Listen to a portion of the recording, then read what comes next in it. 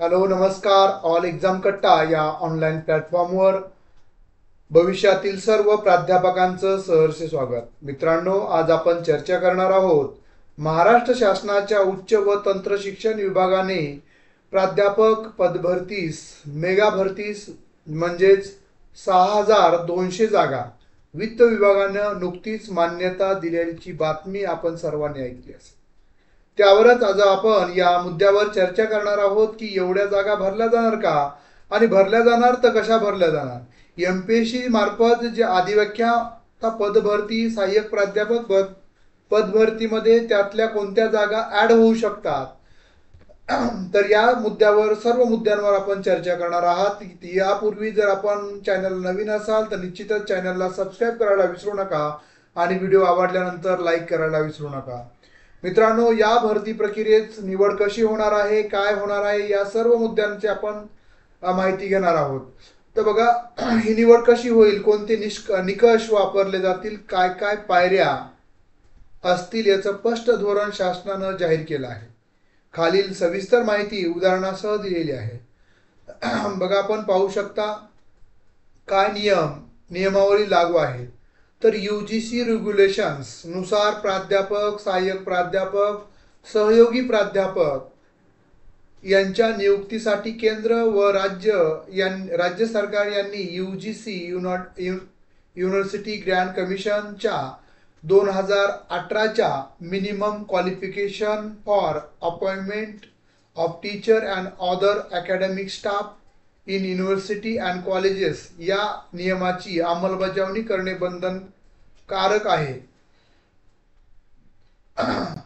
तर तो आणि नवीन महाराष्ट्र शासन धोरण 2025 शासन निर्णय घेतला आहे की 80% गुण उमेदवाराच्या शैक्षणिक आणि संशोधन कार्य, शैक्षणिक कौशल्य यावर असतील आणि 20% मुलाखतीवर, इंटरव्ह्यूवर असतील. अशा पद्धतीचं निर्णय हिंदुस्तान टाइम्स यांच्या माध्यमातून आपल्याला हे महाराष्ट्र शासनाचं धोरण भरती प्रक्रियेसंदर्भात त्यांनी जाहीर केलं होतं. त्यानंतर उमेदवारांना किमान 50%च्या पुढे गुण आवश्यक आहेत. त्यानंतर मुलाखतीत उमेदवाराची शैक्षणिक गुणवत्ता, संशोधनाची चर्चा, शिक्षण दक्षता, तंत्रज्ञानाचा वापर आदी तपासलं जाणार आहे. निवड समिती सिलेक्शन कमिटीची बैठक ऑडिओ व्हिज्युअली रेकॉर्ड केली जाणार आहे व ती नंतर सर्व सदस्यांच्या सहीसह सुरक्षित केली जाणार आहे. अतिशय पारदर्शक पद्धतीनं ही भरती राबवण्यासंदर्भात आता याचे टप्पे कसे असणार आहेत आपण बघा. निवड प्रक्रिया खालील सामान्य टप्प्यांचा आराखडा आणि त्या ज्या आराखडा आहेत ज्याप्रमाणे ती भरती होऊ शकते. तर पहिला आहे रिक्त पदांची नोंद व अनुमती. शासन वित्त विभाग, उच्च शिक्षण व तंत्र शिक्षण विभाग हे रिक्त प्राध्यापक पदभरतीची तपासणी करतं. त्यानुसार हे उदाहरणार्थ 6200 पद मान्य म्हणजे हे भरणं गरजेचं आहे, त्यामुळे वित्त विभाग मंजुरी देतं. त्यानंतर जाहिरात. आता वित्त विभागाची मंजुरी आलेली आहे. आता बघा पुढची प्रोसेस काय असेल. तर एकतर आपण पहिलं जे एमपीएससी मार्फत जी प्राध्यापक भरती सुरू केली त्याच्या काही प्रश्न असतील विद्यार्थ्यांचे, त्या संदर्भात मी बोलेल. बघा, त्यामधले जर शासकीय महाविद्यालयाची पदे असतील या पदामध्ये तर निश्चितच ते एमपीएससी मार्फत ते कन्वर्ट होतील प्रशासकीय आणि महाराष्ट्र गव्हर्नमेंटचे जे पद आहेत ते एमपीएससी मार्फत अधिव्याख्या असेल. त्यानंतर सहाय्यक प्राध्यापकाचे असतील, सहयोगी प्राध्यापक आणि प्राध्यापकांचे इंटरव्ह्यू झाले त्यामुळे ते नव्यानं जाहिरात येईल. पण 114, 115 मध्ये शासकीय ज्युनियर कॉलेज आणि शासकीय महाविद्यालयाचे पद कन्वर्ट होऊ शकतात. आता कुणाच्या जाहिराती येतील? विद्यापीठ.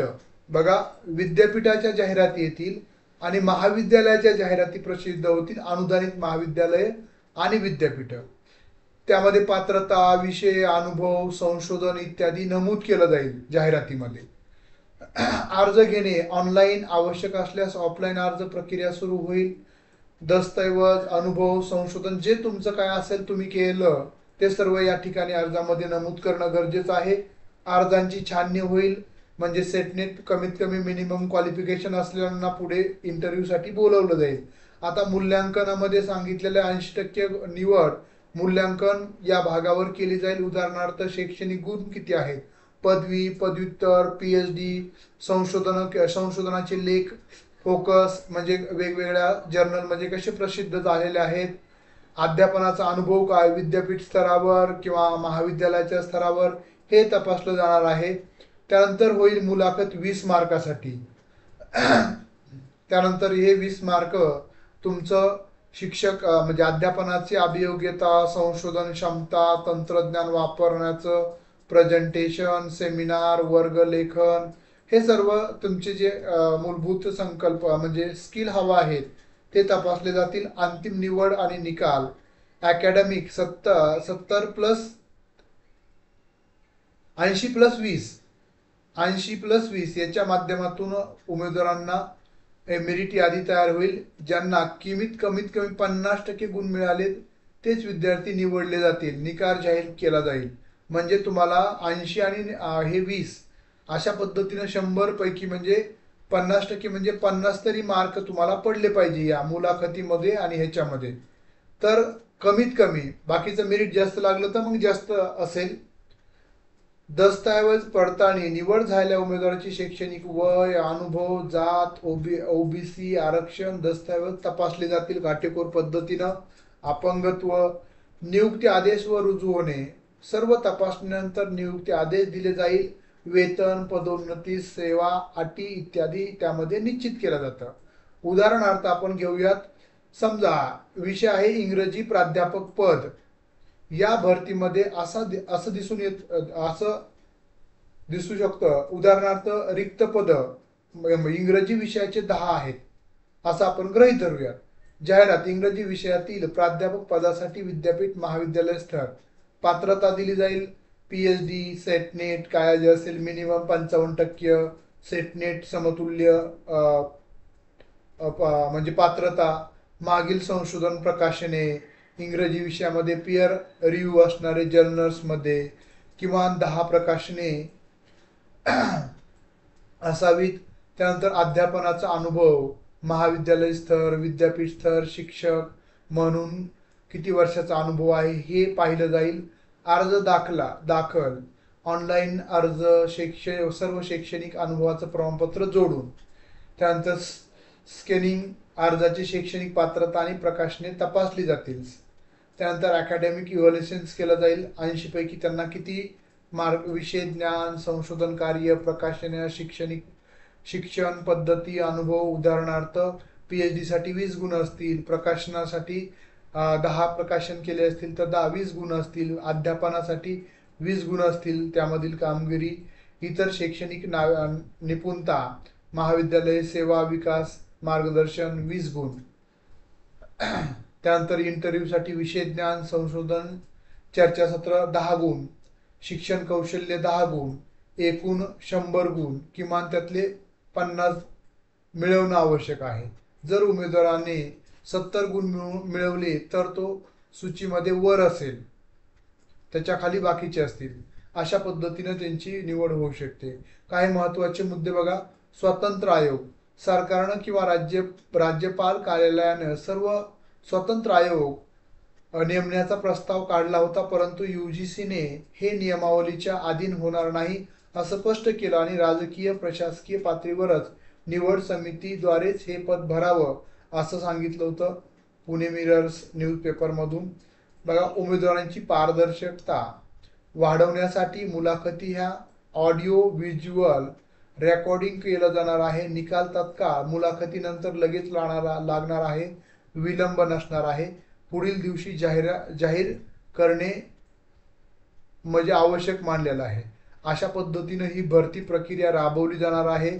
बघा, आपण सेटनेटची तयारी करत असाल, MPSC अंतर्गत भरतीची तयारी करत असाल तर आमच्या ऑल एक्झाम कट्टा या चॅनलच्या माध्यमातून तुम्ही मराठी, इंग्रजी, हिंदी, राज्यशास्त्र, त्या अर्थशास्त्र, इतिहास, अशा विषयाचे आपले कोर्सेस उपलब्ध आहेत, टेस्ट सिरीज उपलब्ध आहेत, केमिस्ट्री, बायोलॉजी, मॅथ, फिजिक्स. तर ज्या विद्यार्थ्यांना जॉईन करायचे असेल त्यांनी ऑल एक्झाम कट्टा ॲप डाउनलोड करायचं आहे आणि तुम्हाला काही डाऊट असतील, प्रश्न असतील तर 96 89 04 77 38 या क्रमांकाला कॉल करू शकता. मित्रांनो, ही संधी परत येणार नाही. भरती प्रक्रियेवर व्यवस्थित फोकस करा. अभिनय तो कवी नाही. आणि आपल्याला एक जागा जरी असेल तर ती जागा माझी आहे या उद्देशानं, या हेतून आपण अभ्यास करणं अपेक्षित आहे. तरच आपल्याला या परीक्षेमध्ये आणि या स्पर्धेमध्ये आपण टिकू शकू आणि आपलं अस्तित्व आपण सिद्ध करू शकू. परत एकदा येणाऱ्या भरती प्रक्रियेमध्ये सर्वांना यश मिळवण्यासाठी खूप खूप शुभेच्छा. बेस्ट लक.